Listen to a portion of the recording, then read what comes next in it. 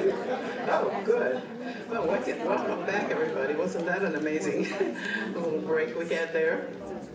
Already, okay. So how many of you just joined us? Can you please raise your hand? You missed the best portion of my lecture, and now you're going to get the worst part. Sorry. Right? Everybody else who was here, that was incredible, right? We had some people floating. We did levitations. Right? I'm sorry you missed it. No, that's okay. Did I make you feel guilty enough there? All right.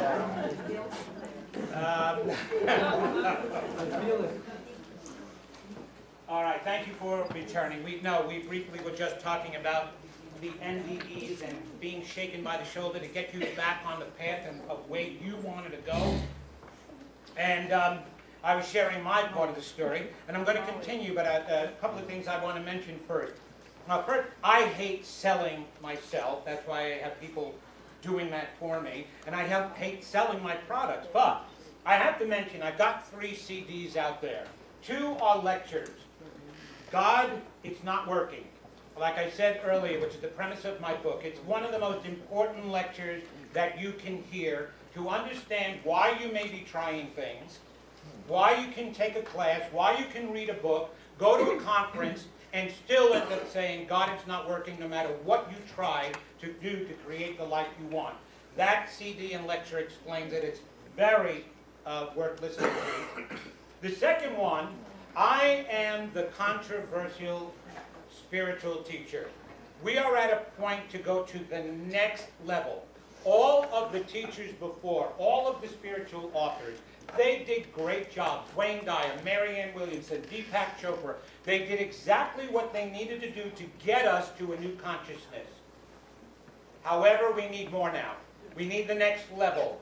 We need a higher level and more detail. So I wind up, actually, correcting some of this stuff, filling in the gaps, and sometimes it's a little conflicting information. The way I look at it is, when you went to elementary school and you started to learn history, they taught you history one way, the way they figured you could accept it. Now all of a sudden, if any of you went to college and had to take any college history courses, oh my gosh, it was a whole new adventure. You were hearing all of these things and reading all of these things that they didn't teach you when you were in elementary school, because they didn't think you could handle it then, and you were mature enough in college to handle it now. That's exactly the way I feel my work is. When you first are learning this stuff, they're trying to take you along to get you to a newer level, a level beyond science, beyond religion, okay, to understand who you are. You need to go to the next level now. So one of my best CDs, my second best CD out there, lecture, is God and Your Ego Are One. If you ever hear anybody tell you that your ego gets in the way, walk away, because they are not going to feed you the right information from that point on. Your ego is God's gift to you. And that's how you distinguish yourself. It is not your ego that gets in the way. It's your defense mechanisms that get in your way, which has nothing to do with your ego. Your ego is your consciousness that defines your individuality. That's all it is. Right? Our problem is not that our egos are overinflated. Our problem is we have no ego. We have no ego. As a psychotherapist, I could not do therapy with people who are so low because they wouldn't be able to hear what I had to say to them. We literally assess who we could help and who we cannot help. You needed to have at least some ego strength to do the work. So it isn't that we have over. All the narcissists of the world have no ego. They're using everybody else's. That's why they read. That's why, and here's the greatest thing. And there's the greatest narcissist right now that is presenting himself in front of everybody so you understand what he's doing and you understand yourself. A narcissist does not spend time talking about only how wonderful he or she is. Okay? If I wanted to make these lights brighter, I've got two choices. I can put in higher wattage light bulbs, right? How's the second way I can make these lights brighter? Dimming all the rest. Listen to him. He does nothing but dim everybody else's lights.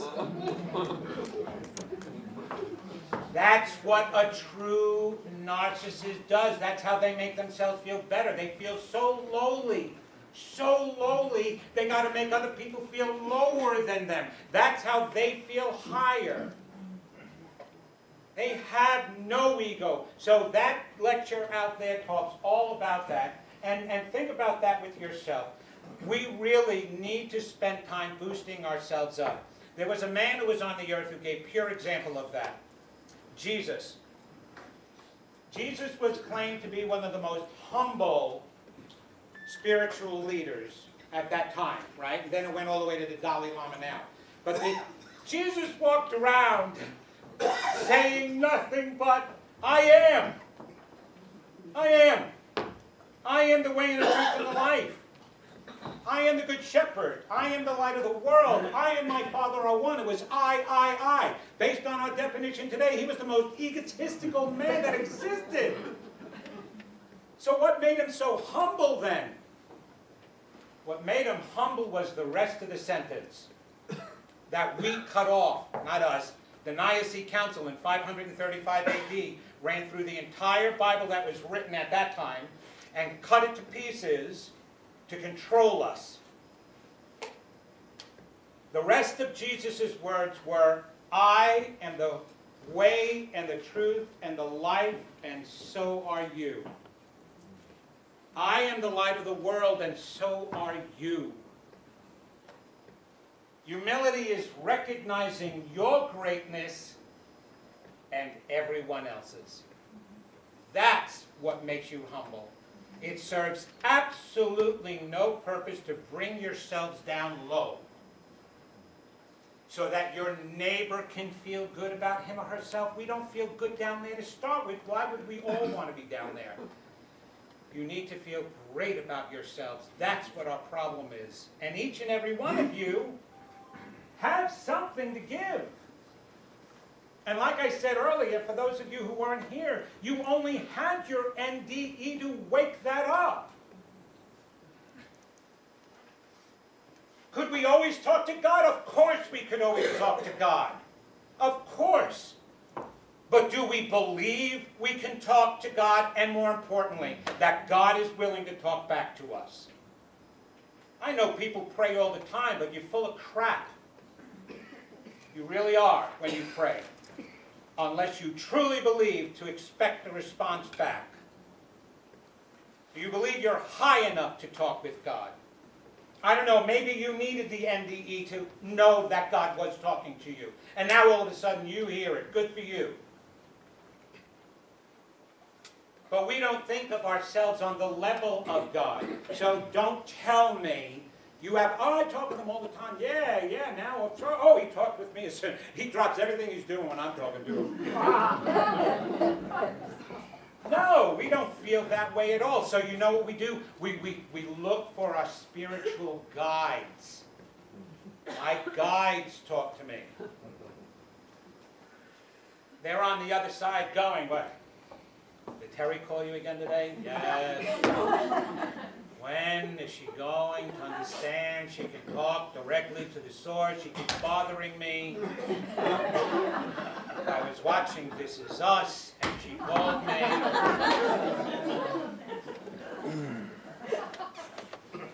No, because I'll ask you right now. And you can't lie to a psychic.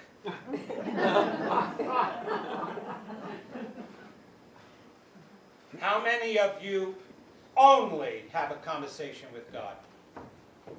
and not even your neighbor, and not even ask questions of your friends and guidance from your friends or family or your boss. Very few. Very few. And even if you do talk to God, you got to seek validation that that was right. Hey, I don't want to talk myself out of business here, but you know how busy I am as a psychic? And you know what I'm doing most of the time? Telling you what you already know. But you can't hear it from you. Oh, all of a sudden, come to Vinny. He's going to change your life forever. Yeah, I can, but it's only because I'm telling you what you already have and know about yourselves, but can't trust and don't want to trust, because you feel like lowly people. Your spiritual teachers, your healers, your artists that can paint a picture so that when somebody else is looking at it, it touches something in their heart. You can play music that allows us to meditate, that vibrates with us.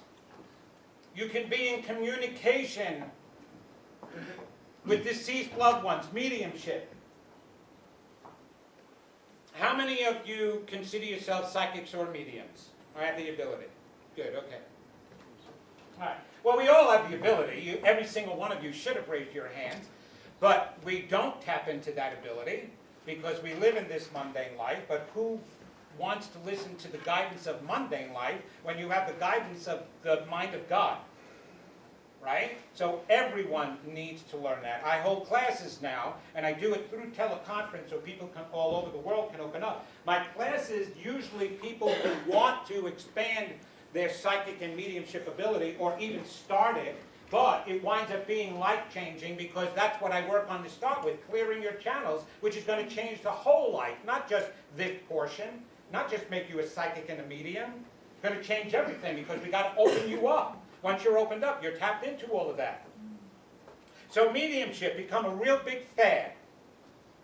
And especially what James Van Praagh started it on TV, then John Edwards after him, now the Long Island Medium. There's only two things the Long Island Medium and I have in common. Hair product. We go to the same store.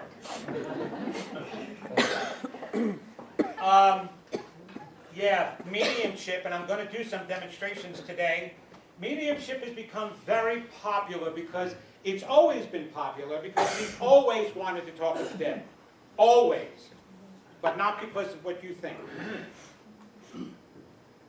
And we've been doing it all over the world, much longer than the United States has ever been doing it. England has been doing it since the time of its history. Because, bless you, because it knew. Now it's coming from me, from God, right to you. I've channeled that blessing.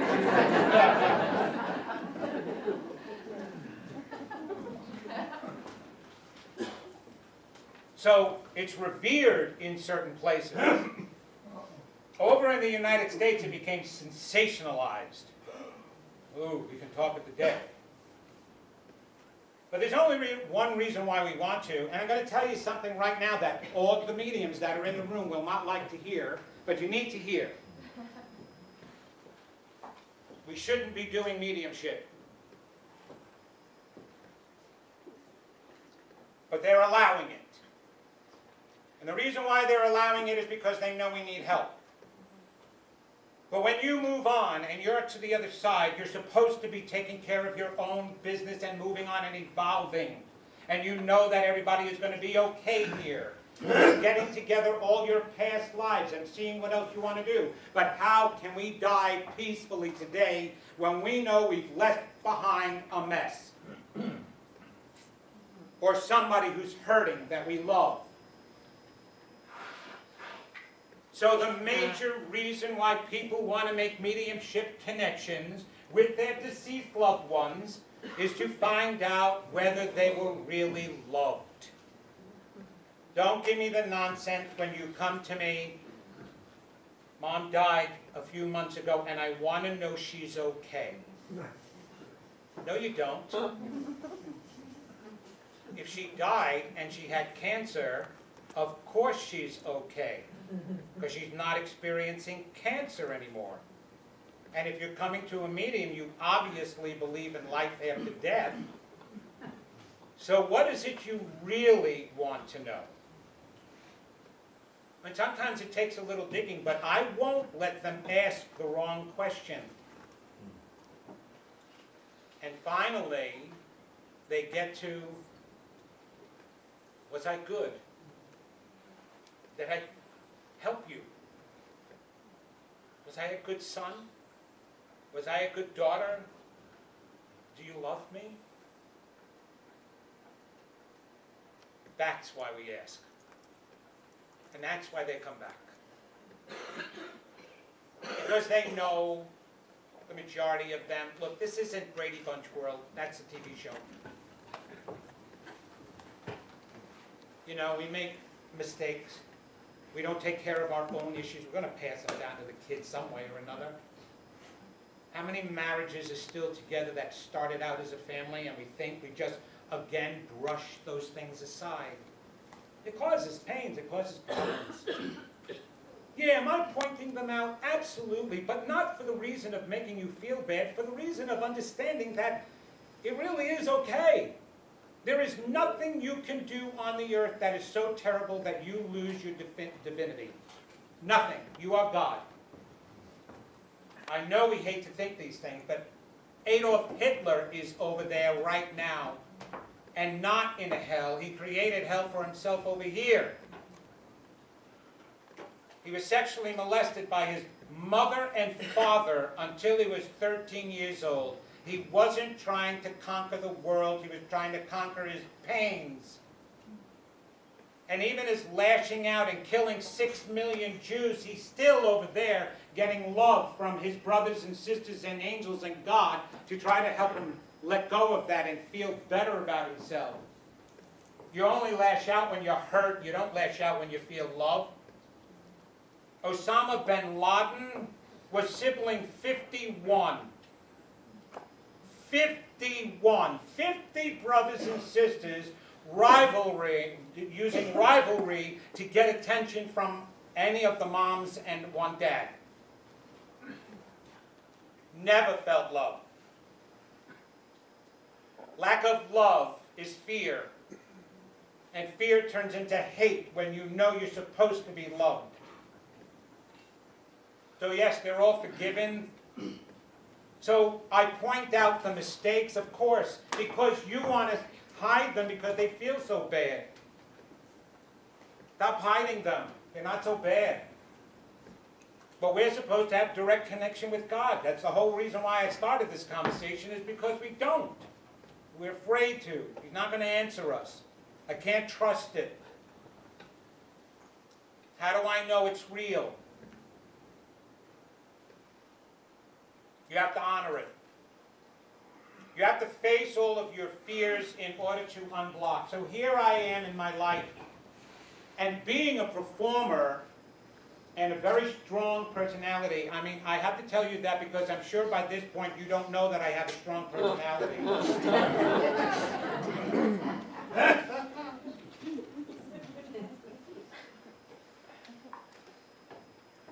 And so,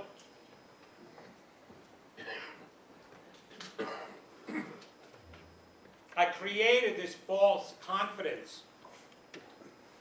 And it got me through some things. That's what got me in the movie Grease as a singer and dancer. It was false confidence. And so while this was happening to me, I mean, I thought I was believing in myself okay, but I still wasn't using it. There was a fear. There was an underlying fear of, what am I supposed to do with this? How do I make a living out of it? And things started happening to me. So I had a second STE, spiritual transformational event. I wound up putting aside the acting because I asked for guidance. And I was actually being considered for a leading role in a replacement part of in the Broadway musical Les Miserables. At the same time, while I was thinking about getting a full-time job, I was being considered as a motivational and entertainment trainer for this disc jockey company that did parties and weddings all over. Bands were phasing out because of the cost, and so brides and people were hiring disc jockeys to play at their affairs, right? And this was one of the largest disc jockey companies in the New York and Philadelphia area, and in New Jersey. And that was a guided interview right there, because I figured maybe I need to get some stable job. And so I was up for either Les Miserables over here or this motivational teacher over here, and asked for the guidance. And in the same day, at 11 o'clock in the morning, I got a phone call from Les Miserables, the casting directors. No, we're not going to ask you to come back. We're not interested. And at 11:05, I got a phone call. Yes, you're hired. We created the position for you. So I went in this direction. So that's what I started to do. I was a motivational person in an entertainment company. Eventually, I started my own business, so I was DJing and motivating at the same time. But I wanted more. I didn't know what to do. And a transformational event. And at the same time, I started doing my readings part-time. Somebody told me I should do readings. Oh, God, now I'm going to use tarot cards. All right. But I still didn't have psychic on my business card. I was an intuitional counselor. It sounded so much more acceptable and less moody. And I got hooked up with a psychic fair, right? And we traveled along the coast of New Jersey on the Garden State Parkway each Sunday. And I started building up a very big following from that, but part-time, and very few people knew I was doing that. This is my wife. She was with me everywhere since I was 17. And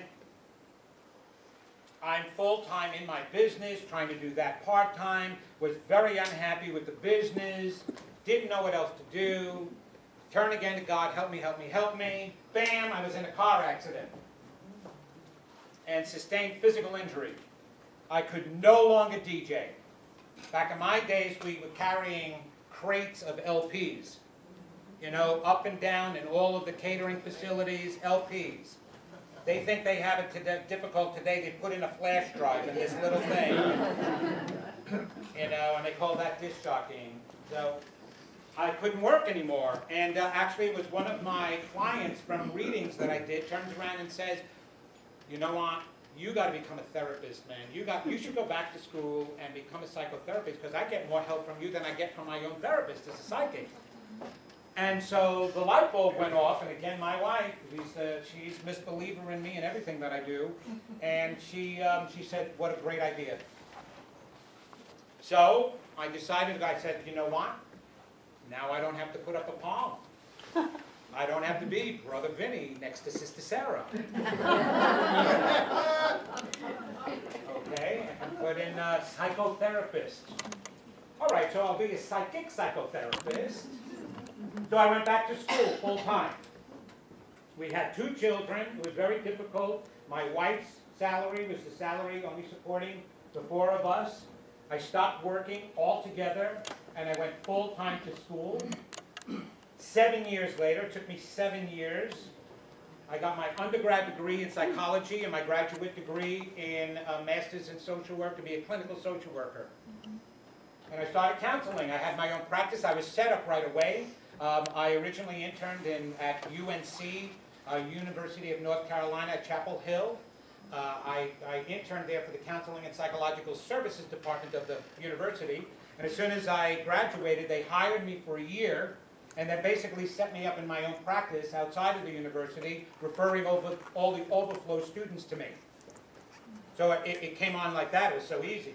I opened up a second office because I needed to do 2, one in Raleigh, one in Chapel Hill. Eventually, you know, as a therapist, anybody who has their own practice, you know that your income winds up being dependent solely on those, coming to you. If they cancel, you lose out. And I was concerned about that. We did have 2 kids. So I wound up being directed and offered a job for Duke University and Medical Center in their hospice department. So I became a hospice social worker.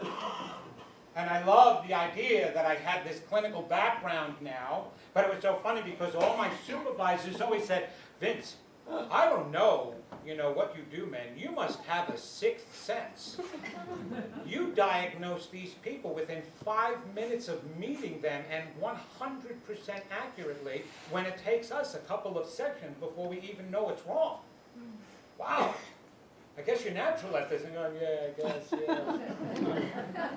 I was using my psychic ability all the time. Clients would come to me and they weren't spending 12 years with me. They'd spend 4, 5, 6 sessions the most, because I was able to get right down into the work. However, I was forced now to follow a certain way. And now I'm working for a corporation. Vinny and corporations mix like oil and vinegar. Because I don't like following other people's policies, especially when it's all about the money and not about the client. And so after 6 years of working there and helping 500 people transition, and their caregivers, I still wasn't doing this full time. Because I wanted to be a psychotherapist and be legitimate. But at the same time, I'm like, oh my gosh, this is wasting people's time. I can get to the core of the problem. I'm working with the dying.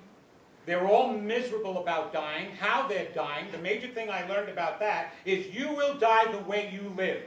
Okay? Listen to me, and listen, this is the last time I'm going to say this. You will die the way you live. I promise you this. This is one thing I can absolutely guarantee you. And you can come back and haunt me if I'm wrong. And as a medium, you'll do a good job of it.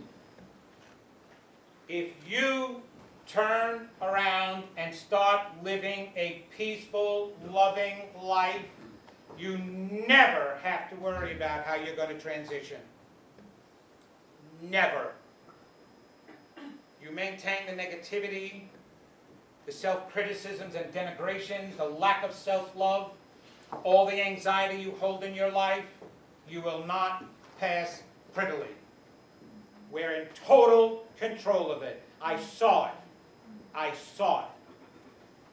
And unfortunately, when you're on hospice, you're usually suffering a longer dying process rather than in your sleep overnight. And the majority of my clients were petrified of dying because they didn't think they were good enough. In the beginning, if they didn't believe in heaven, now they're questioning it and whether they were going to hell instead. I lived in the Bible Belt in Raleigh, North Carolina, the Bible Belt. You cannot profess your religion any more than the people that live in the Bible Belt. They were perfect Christians until they were diagnosed with a terminal disease. Now all of a sudden they were nothing. It fell by the wayside.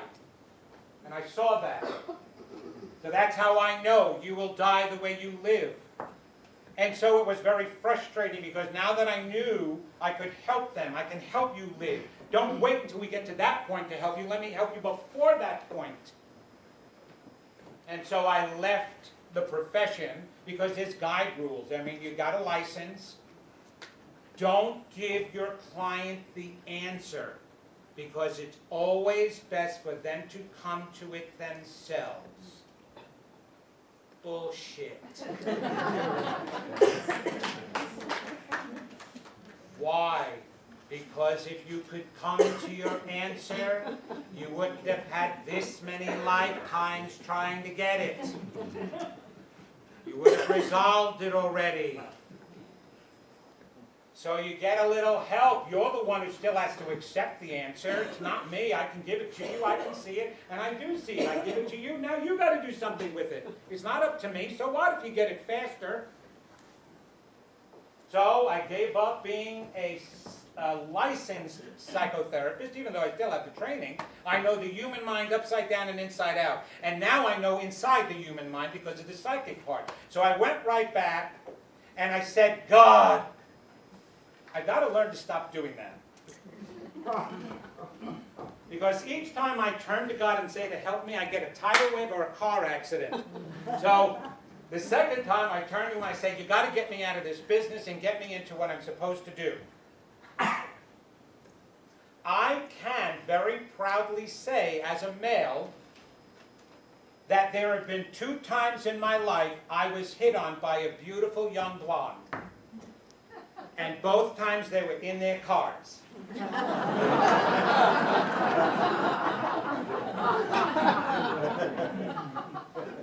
I could leave off the they were in their cars part and just enjoy and be, that part, but no. The second time, girl on the phone, young girl driving an SUV, smashes behind me, and I sustained brainstem injury to such an extent, back in 2008, I had double vision. I could no longer drive. I was unsafe for driving. Also had balance issues. Not only did I have to leave my job, I had to leave my profession. Because as a clinical social worker, they want to know that you are a licensed driver, just in case you have to do any community outreach. So I had to leave social work. I had nothing. I didn't know what to do. Boom! Right in my mailbox is how I could be a mover and shaker. Spiritual mover and shaker. Hay House was giving a course. Become a mover and shaker. Never seen it before. Never. And it stuck out. It was in bold. Wow, I can be a mover and shaker. I took the course. Had already been thinking for a long time of people telling me all the time, you got to write a book. You got to write a book. You got to write a book. You got to write a book. I wanted to smack people for telling me I got to write a book, because I didn't want to write a book yet. I knew I needed to. They were telling me the book that I finally finished was 10 years in the making, people. You better buy it when it comes out.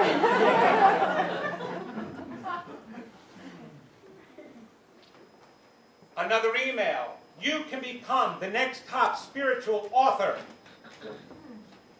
Free classes with Neil Donald Walsh, Marianne Williamson, and other successful authors. Free.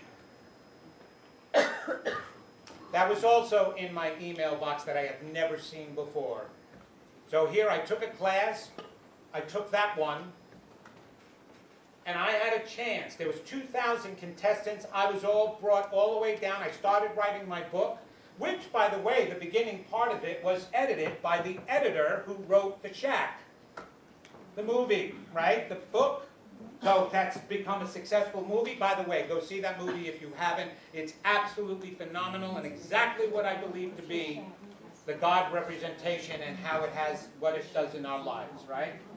Go and see it. Fabulous. So the editor of that book edited the beginning of my book that's to come out.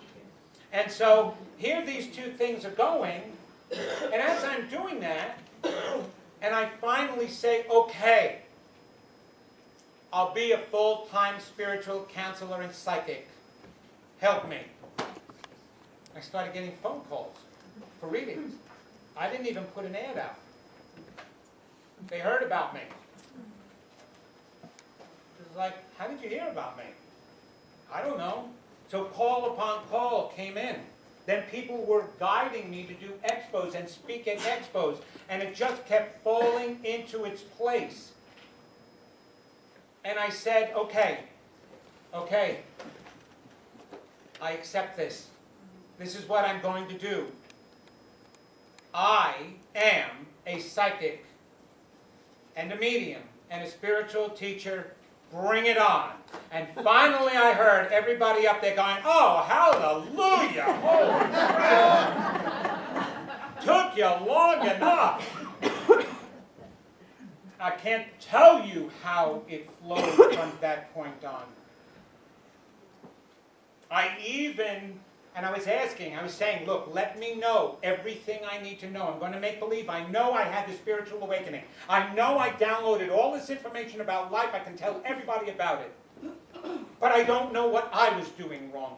I'm just going to leave myself open for that. I have to let go of what everybody was calling the ego, right? The defense mechanisms, actually, and just say, I know nothing. Tell me what I need to know to get this going to the highest level I can get it. And the funniest thing happened. All of a sudden, we have friends over. One of the colleagues Eileen used to work with, and his girlfriend, and we're having dinner, and she turns around and she says, oh, you know what? I'm becoming a life coach, and I need practice students. I need practice clients. Would you help me out with that? I know you know everything I'm going to be teaching you anyway, but maybe you can just fill in and just help me out. I said, sure. I'm like, yeah, she'll be great, but she's not going to tell me anything new. I already knew it, but I went along with it. And one day, after I said, you let me know what I need to learn, she's on the phone with me and she said, you know what I just discovered about you? With all you do and all you know, there's one thing that you don't do. You don't believe in yourself. What the hell are you talking about? Of course I believe in myself. So now I'm going to correct the student there. No, I do. No, you don't. Listen. And she laid it out, and it was a light bulb going off. I really thought I believed in myself. With everything that had gone on, I thought I believed in myself. I didn't realize that the reason why I was slowing the process down is, as an actor, I knew that for years. Right? I knew I was good. At least I was told that 1,000,001 times, right? So I was confident in that. As a psychic, I didn't know. As a psychotherapist, all right, the clients, they tell you, you don't know if they're going out after they have a visit with you and they kill somebody. I didn't get all the information unless they tell me afterward, I'm helped, unless you tell me I'm helped. I have no idea, right? I speak to you, you're gone, or you come back, or whatever. So I didn't really know if I was that good. I just did it. And so she came to the conclusion with everything that I was telling you, you don't believe in yourself. And I accepted that. And the moment I admitted it and accepted it, see, here's the thing. The moment you admit your negative self-feelings, number one, they sound silly. Right? I tell people that all the time. I want you to turn around and say, the reason why you didn't get a promotion at your job is because you don't think you're good enough. It has nothing to do with your boss, it has to do with you. Say that out loud. I don't think I'm good enough. Your intellect turns around and goes, that's silly. But until you admit that that's your feeling and recognize that's what you're really feeling, you can't change it. Once you do admit it, you can go, wait a minute. You didn't come this far not being good enough. You have to be good at least something. All of you in here, unless you're some psycho criminal that we don't know about, and an escapee from the local prison, you've accomplished something, have gotten somewhere in your life, maybe not everything you've wanted, but you've done something. You are good enough. But if you don't admit you're not feeling that, I will give you a formula how to figure out what it is, the negative self-belief you have. 1, if you are not married,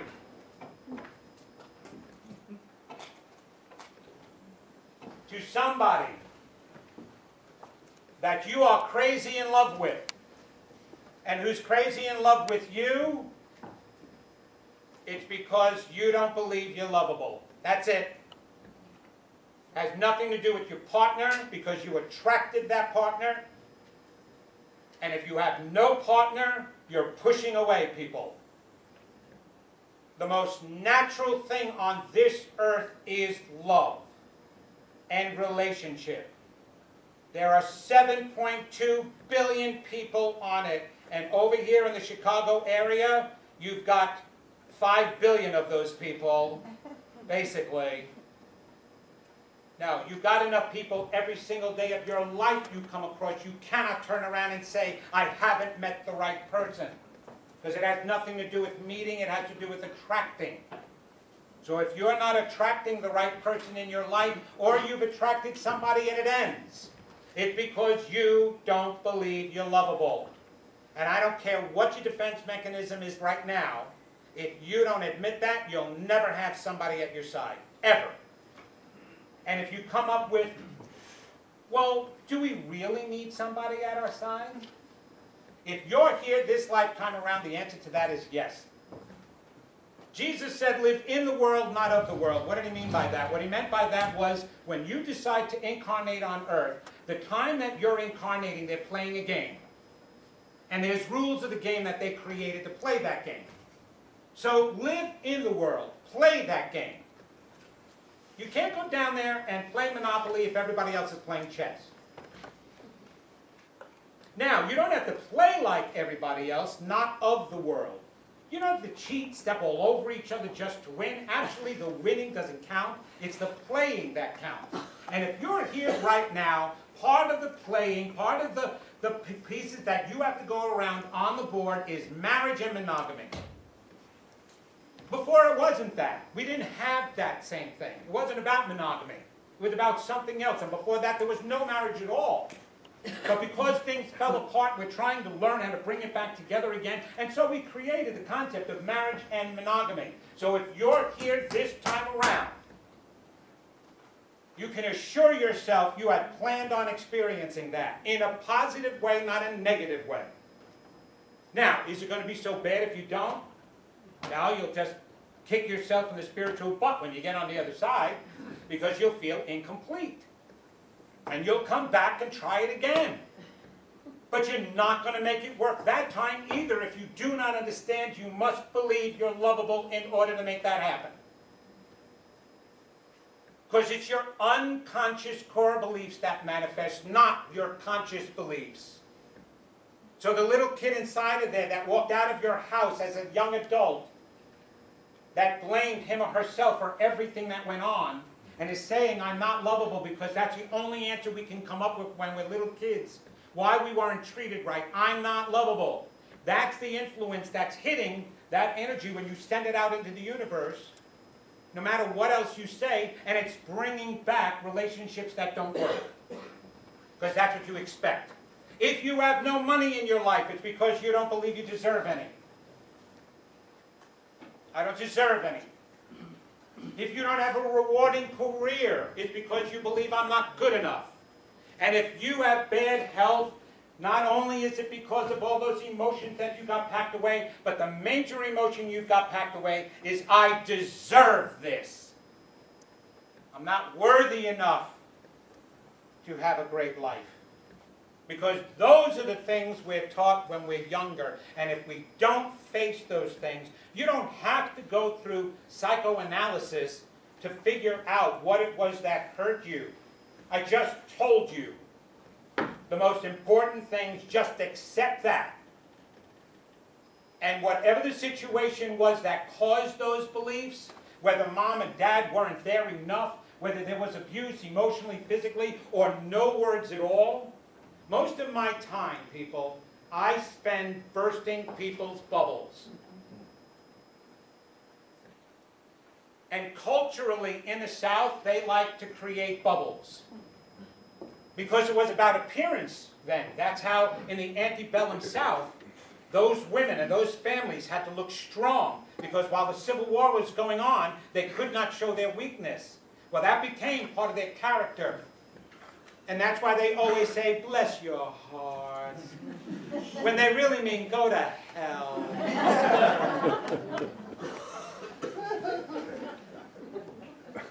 So they're covering themselves. Oh, I had a fabulous childhood. Mumsy and Daddy were just wonderful. And I'm like wondering, okay, you're on your third marriage. You've got thyroid issues. You hate your job, you've got all this anxiety, but you had a happy childhood. Okay, great. Mom and Dad, they told you all the time how much, oh no, they never talked emotions. I never heard the word I love you. Well then how'd you know that they loved you? Well, we just did. How did you know you did? They did. How did you know? Well, they were there, they fed us, we had a house, they were so nice, we spent time together. Did they hold you, hug you, caress you, give attention to you? People, one of the things you have to understand about emotional human needs. When we, back in the old days, when we first existed, two people didn't raise us. An entire community raised us. There were 10, 15, 20 seniors and adults attending to all the children in the community. And when you didn't get the right attention from this one person, you had 19 others to give you that attention, that affection, that holding, that caressing. That's what we need. And you're telling me you're going to get it all from two parents, and mostly today, 1.5. It doesn't work. You've got to understand that. So you didn't have enough love. You never did. But you have to give it to yourself now. So understand that. Once you face those I'm nots, I call them. Again, it's in my CD. It's in the environmental made mind. And I call it the environmental made mind because as we're children, we absorb. We just absorb all of the stimulation from the environment, negative or positive. We're constantly absorbing that. Right? When you face those feelings, you can then disempower them. And they don't have as much control over your life now. And you need to do that, and with whether you had an NDE or not, you need to go with inside of you and say, I am willing to recognize what my purpose is here. I am willing. I want it. Bring it on. Bring it on. And say it with meaning here. And say it without fear.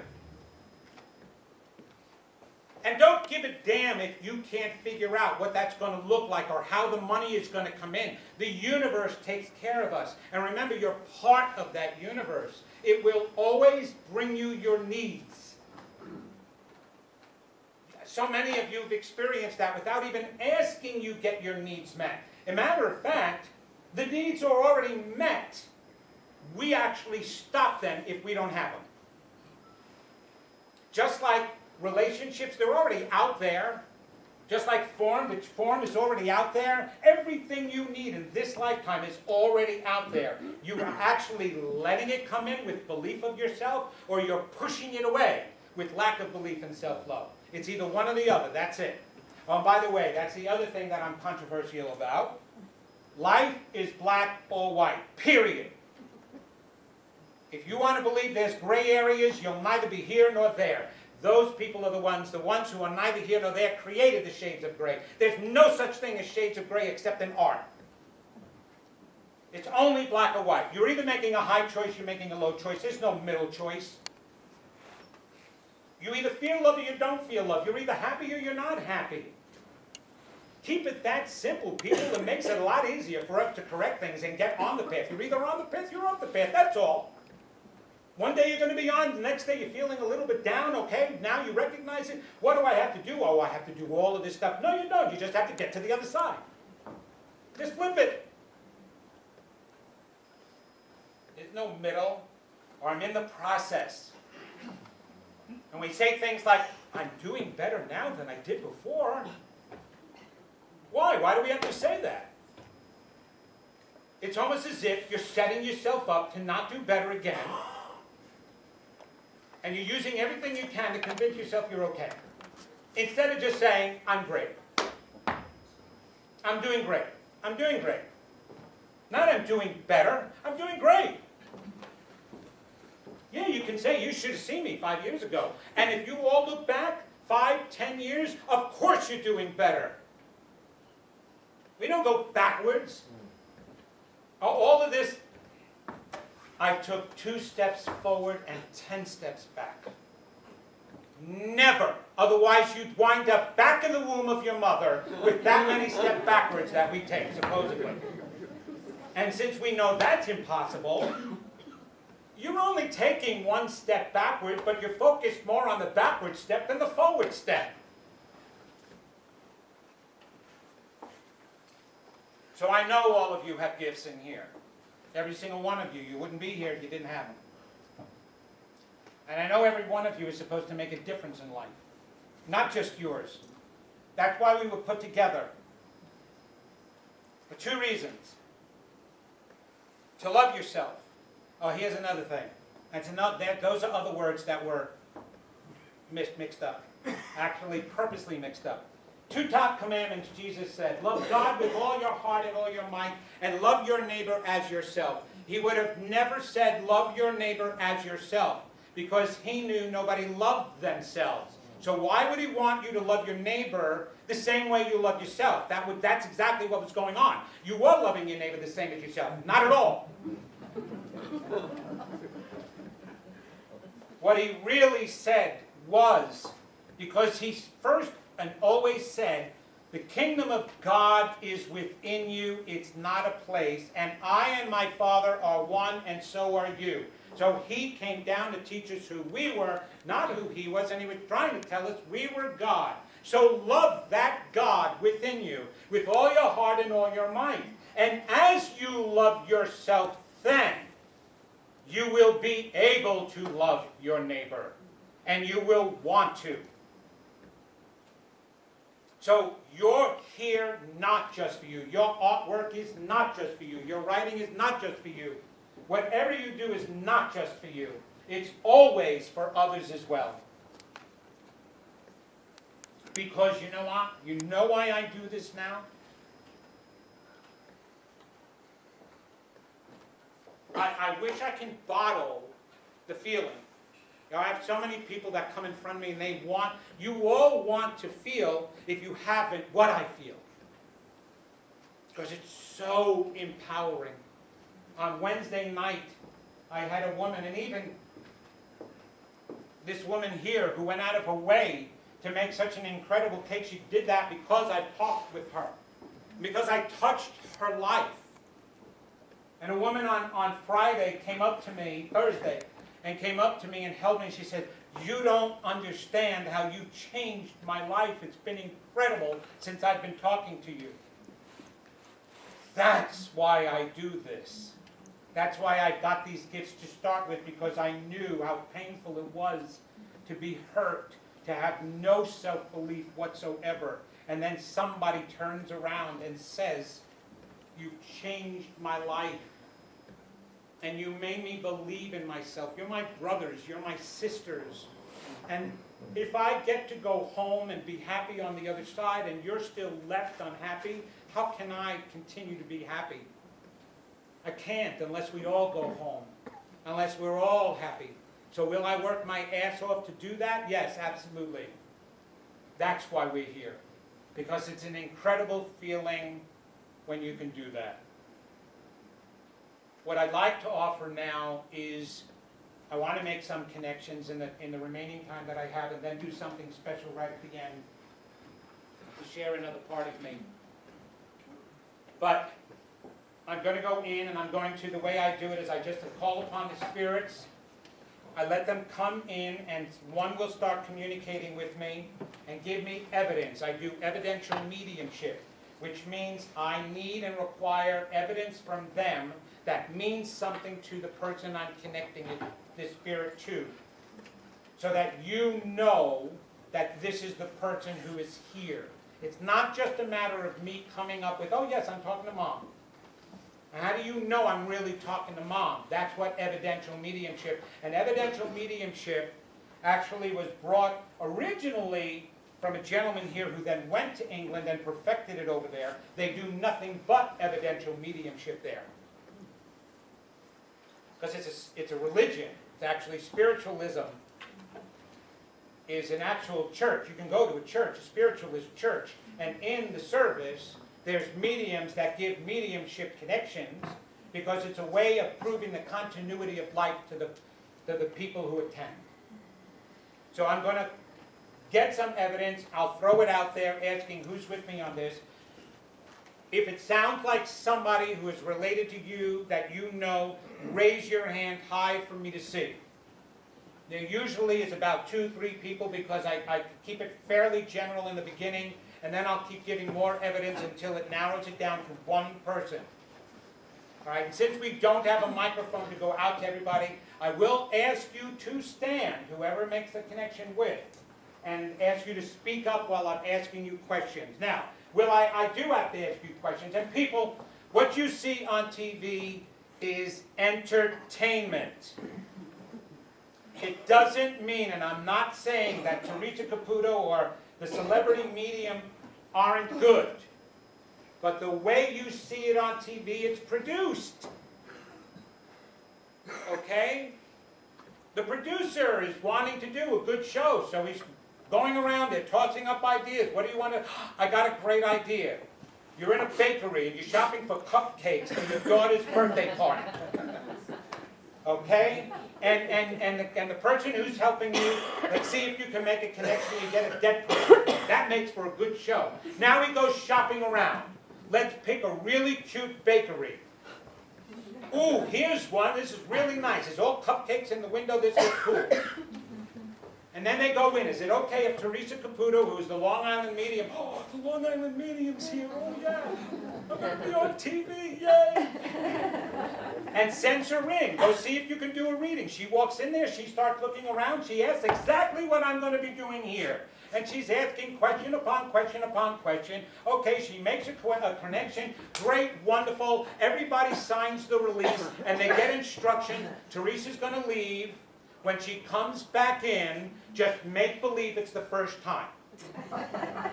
They have to. Did you ever ask yourself, why do you hear the people speaking? That's not Teresa. They have to be mic'd.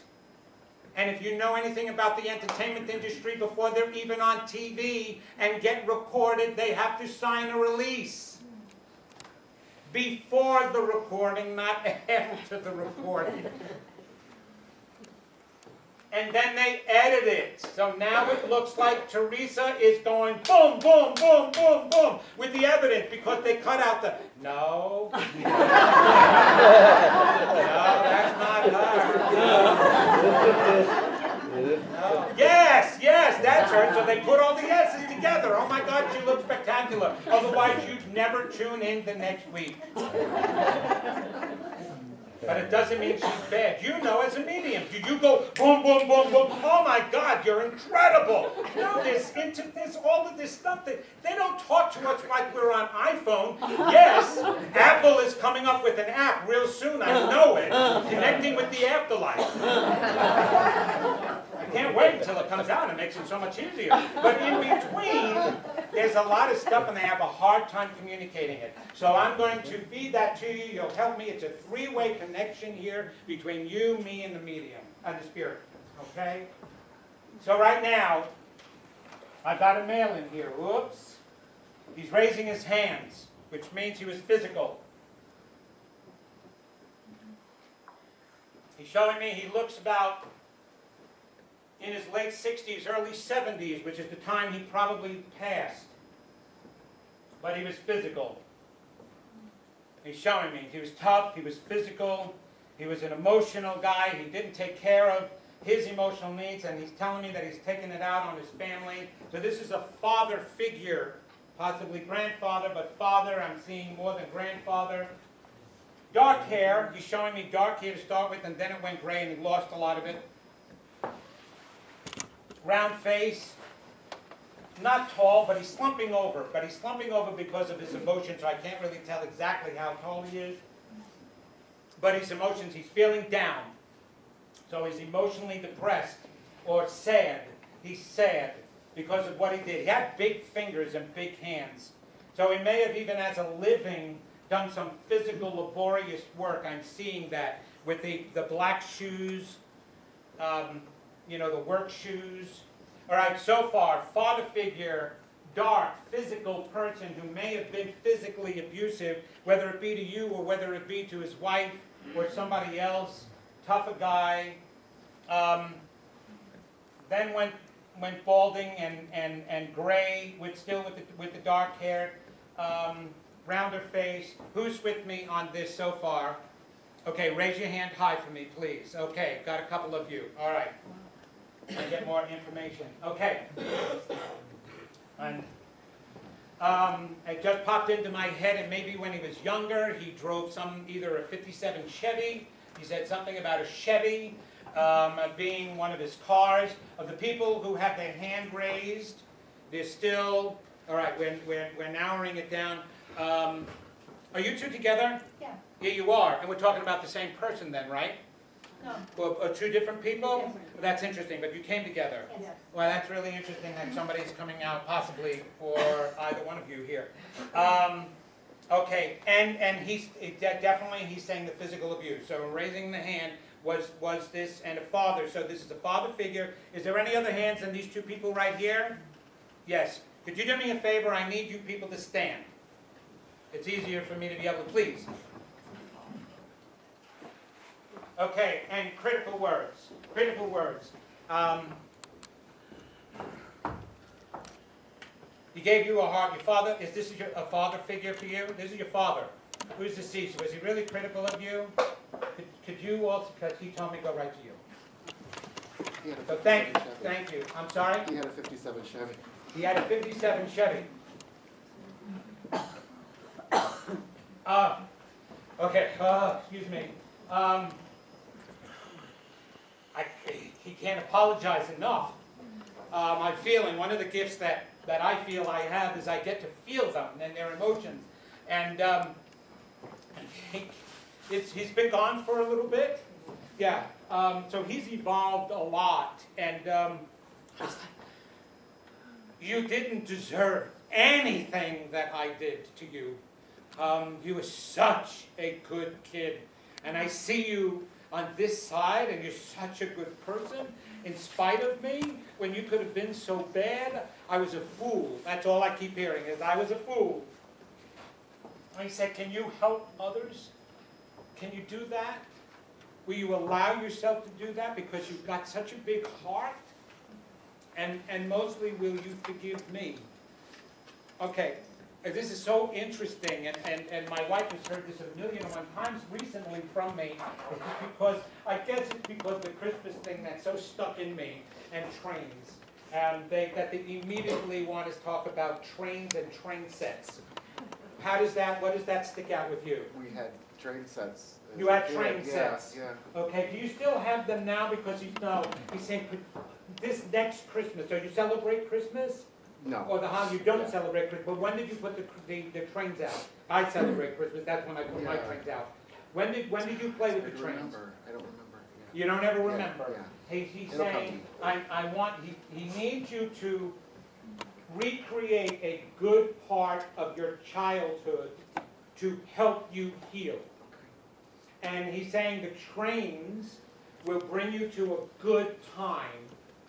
And then, and push me aside that took away that good time, but put the trains up, and I want you to start remembering how good you were from that, and give your child, that's you, a break. Okay? And because you became me to you more than you know. Stop criticizing yourself. And you need to love yourself again. He said, that's all my fault. I'm around you, and I'm doing everything I can to help you at this point. But you have to do the rest now. You have to do the rest. And when I got over here, just know right away, I knew I was wrong. I knew I was wrong during it. I didn't know how to control it. You know me. I didn't know how to control it. But it had nothing to do with you. And what is he talking? Do you have a brother? There's no other male. Because he's talking about a brother on the other side. Did you have a friend or anybody? First, I want to find that out before I find out whether or not Mom lost the baby. No, sorry, stop. Mom miscarried. I don't know if you knew that. He said you have a brother here. He said the spiritual part of you, you know things. Correct? Okay.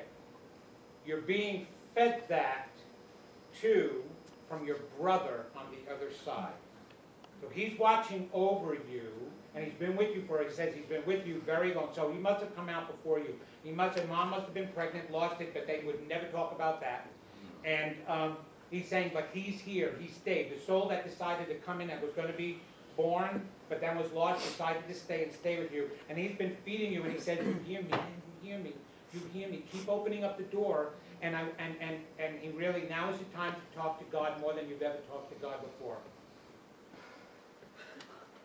Because God is saying, you're a reason why I keep the earth going. Because you give hope to all my children.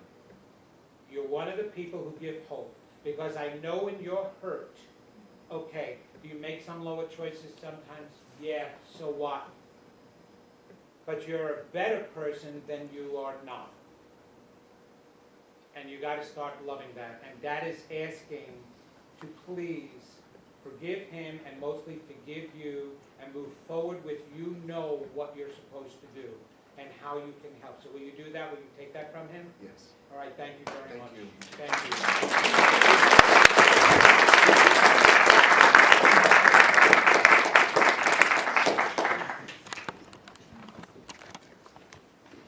Your mother deceased? Right. Okay. This isn't actually for you. Right? This is for you. This is Grandma. Okay. So let's talk about that Grandma coming in first. So Grandma is here.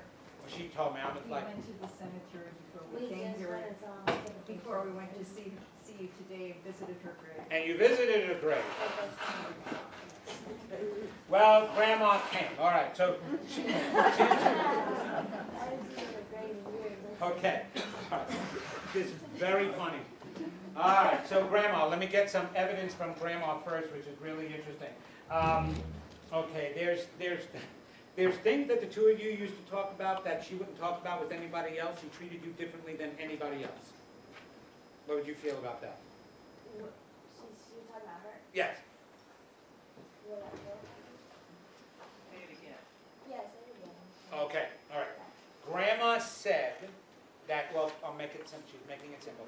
I interacted with you different than I interacted. There's other grandchildren. She had other grandchildren, right? But I interacted with you different than the other grandchildren. Would you think that? Yes. Was that true, or is it okay?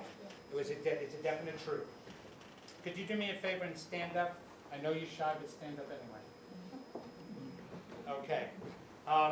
And she wants you to know she did that intentionally, not because you were worse than, because you were special. Okay. Are you? Okay. What did she's showing me pictures or something? Did you used to make pictures for Grandma when you were younger? Okay. And she used to take them, and she pridefully took them. She did. Okay. She's showing me that, and she give me evidence. Okay, not to laugh at your artwork as a child, but she's talking about that your stick figures and your whether it was a dog or a cat or anything that you drew was really funny and cute. Is that true? Like when you used to draw? Okay, it was true. But she said you liked also using certain colors. Like would you use crayons too when you drew? And was there special colors that you wound up using all the time, whether it be pink or red or purple? Purple, she's trying to show me some colors. Does that stand out for you? Did that make sense? You've seen purple, okay. Here's a purple is my favorite color. Okay, it's very spiritual. Okay, and okay, that's interesting because she's talking about feeding you when she used to make some things for you, things you did like that she made. But isn't there something you didn't like that Grandma made? That she would try to make you eat and you just didn't like it? What was that? I don't know. Not that I remember. Can't remember? But I was young. So. Right, you were young, okay. Yeah, she was saying that. You might remember that later or something, and so that's why she's feeding it to you, okay. All right, so Grandma is here to talk about relationships. And she needs you to set your mind. So are you currently involved with a boyfriend? There's nobody.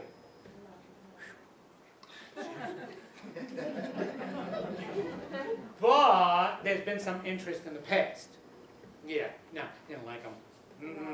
No, no, and so Grandma is here to talk to you about love. And that you need to start believing how you're deserving of some real knight in shining armor, please.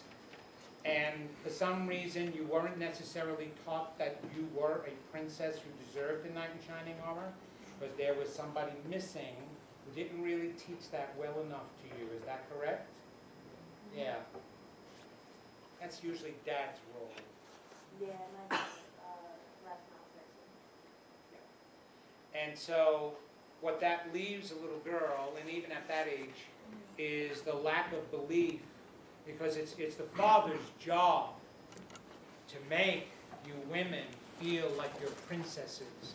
What does that mean? That you're strong, okay? That you're balanced, that you appreciate your divine feminine, which means your intuition, your nurturing side, your creative side, your emotional side. Daddies can make you feel that. Yes, mommies reinforce how to take care of yourself and listen to those intuitions, but daddies make you feel you deserve those nights. You deserve love. Okay? And so whenever there's one lacking, either through death, divorce, or lack of emotional input, then you don't know what to attract. You really don't. And you are such a gift to the world. And you are a gift to somebody else. Right? And it's time. I know you're young, but it's time to open up the door to the possibility of real love, and not the love that you've been attracting before, because you've not attracted any love, by the way. Okay? It's been fake. But the time is, you wouldn't be coming here unless it's like you're ready. You're ready to experience somebody giving you unconditional love, but you got to love yourself first. So she's telling me, she's saying, give that exercise that you give that exercise that you give. Okay, yeah. I need you to write a list, and this goes for every single person in here. Write a list and title the list, Top 10 Things I Want in a Partner. Everybody else remember this. Top 10 Things I Want in a Partner. List your top 10 things. I know you can list 20 of them, but narrow it down to 10. As soon as you finish the 10th one, go back to the title, cross out partner, and put me. Top 10 things I want in me. Because that's going to guarantee you the partner who has the same top 10 things. Because like attracts like. And there's another thing Grandma wants you to do. She says, see if you can. I don't know if your mother can, but see if you can. I want you to stop going to the cemetery. And I want you to get rid of the picture. Because I'm neither there, nor is my energy. I want you and me to talk together anytime you want. All you have to do is sit down. All you have to do is sit down and say, Grandma, are you there? He said, you send that out to me, I'm going to be right next to you. I don't want you to go to that place over there because I'm not dead. That place just holds my body. Let me ask you a question. If you sell your car, do you go to the junkyard to visit it every so often? No, why not? It's a vehicle that got you around, right? Well, it's the same thing with our bodies that we're buried in the ground. We think we have to go. If you really believe that there's life after death, why are you visiting the dead people? The bodies. No more. She wants one-on-one, and she said, and you'll know I'm there. She says, and pay attention, the butterflies especially. If you start seeing butterflies, that's me. And even if before the caterpillars, she says, watch. I don't know why she's pointing out one of those big fuzzy caterpillars you're about ready to come across. She says, I'm sending that to you to let you know you're about ready to go into your cocoon and become the butterfly that you're meant to be. So when you see the next caterpillar, that's Grandma's message that you're ready. And then expect some things in your life to change right after that. and be accepting of yourself. Can you accept that from Grandma? Yeah. Okay, thank you very much. Thank you.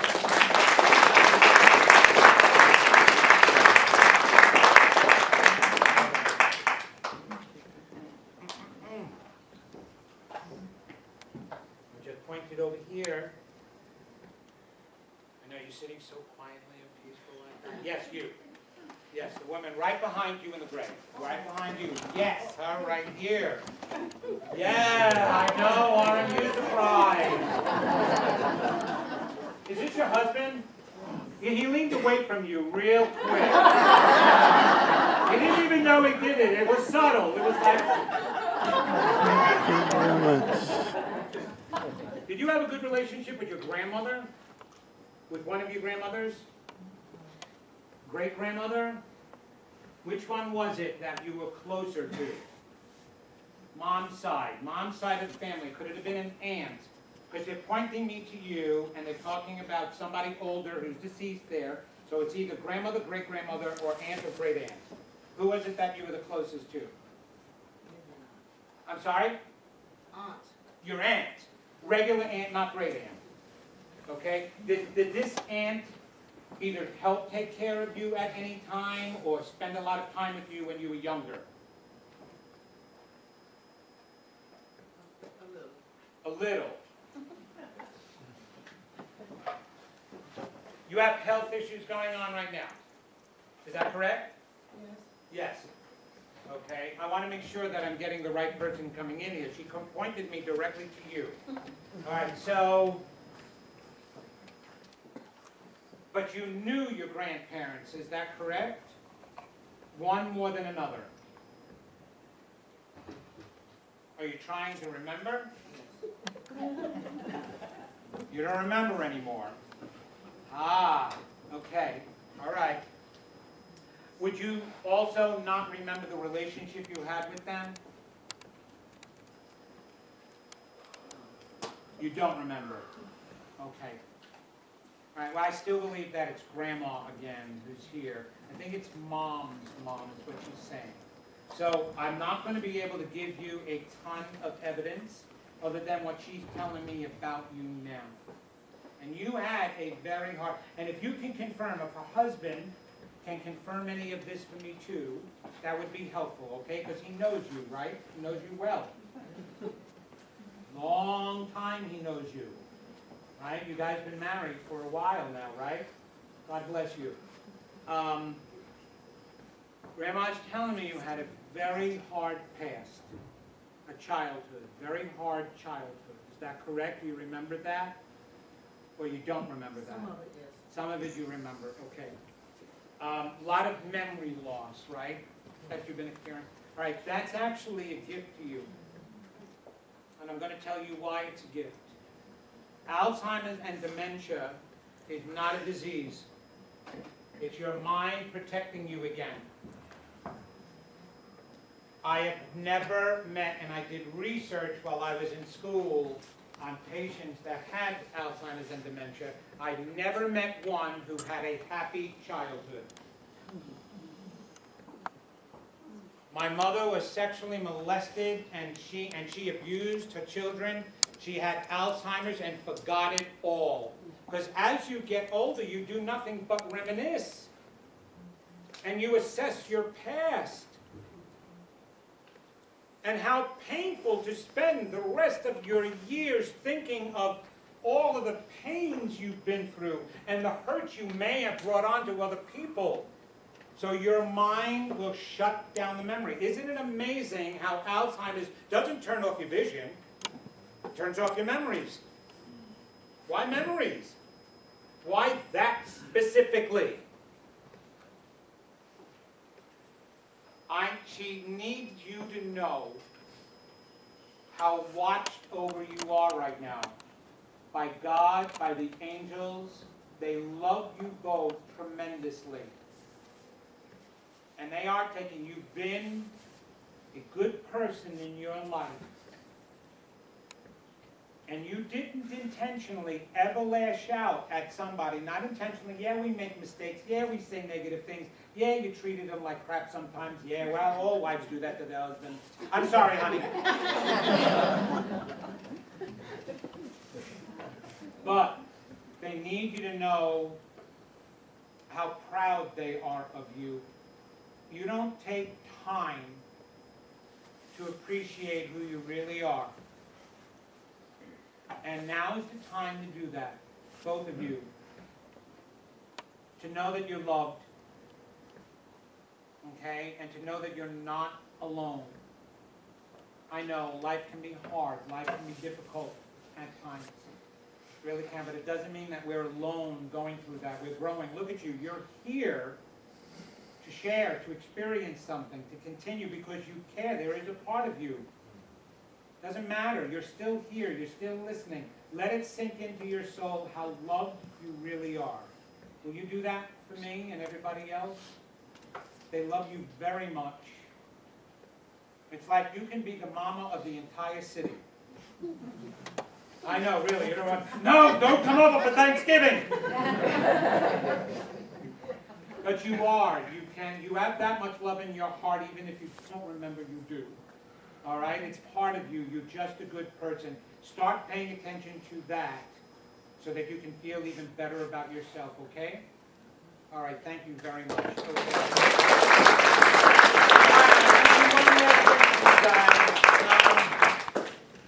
Yes, I was a performer. I love using any of those qualities I can to inspire people. And I want to end this with a special song, if you will indulge me, to allow me to sing again. I know you heard me last year. Tough. You're going to hear me again whether you want to or not. That's what you get for coming.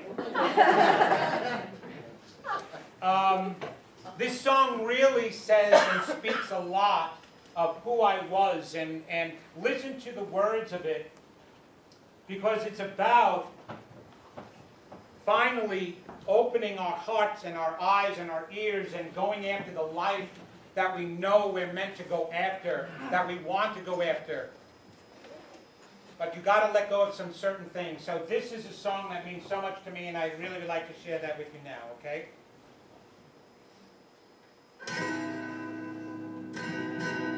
I've been looking for my dreams to turn into something I could believe in, and looking for that magic rainbow on the horizon. I couldn't see it until I let go, gave in to love, watched all the bitterness burn. Now I'm coming alive, body and soul, watching my world start to turn. And I'll taste every moment and live it out loud. I know this is the time. This is the time to be more than a name or a face in the crowd. I know this is the time. This is the time of my life. Time of my life. Holding on to things that vanished into the air, left me in pieces, but now I'm arising from the ashes, finding my wings, and all that I needed was there all along, within my reach, within the beat of my heart. And I'll taste every moment and live it out loud. I know this is the time. This is the time to be more than a name or a face in the crowd. I know this is the time. This is the time of my life. Time of my life. And I'm now on the edge of forever, ready to run. Keeping my feet on the ground, arms open wide, face to the sun. Taste every moment